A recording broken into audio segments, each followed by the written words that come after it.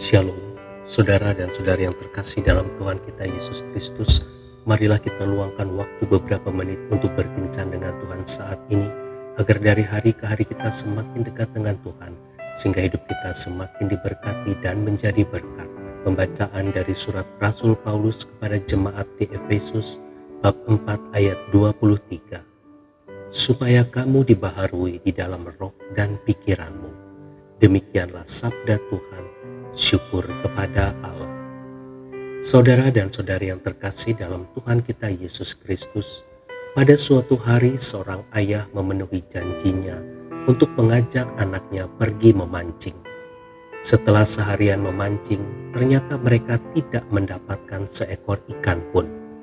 Dengan marah-marah, sang ayah akhirnya mengajak anaknya pulang ke rumah. Ketika bertemu istrinya, suaminya berkata, "Hari ini adalah hari yang sangat sial. Sudah ambil cuti seharian, ternyata tidak mendapatkan ikan satu ekor pun." Namun ketika istrinya berbicara dengan anak mereka tentang kegiatan memancing yang tidak menghasilkan ikan seekor pun, sang anak berkata, "Aku sangat mengucap syukur kepada Tuhan karena hari yang luar biasa ini. Aku pergi memancing bersama ayah. Meskipun tidak mendapat seekor ikan pun, tetapi aku punya kesempatan berbicara banyak dengan ayah.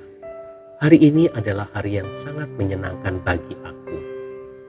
Saudara dan saudari yang terkasih dalam Tuhan kita Yesus Kristus, dalam kehidupan ini kita juga sering menghadapi hal yang sama, yaitu mengalami atau menghadapi satu kejadian yang sama, namun dengan tanggapan yang berbeda. Misalnya saat kita pulang ibadah, tidak semua orang menanggapi khotbah yang mereka dengar dengan tanggapan yang baik.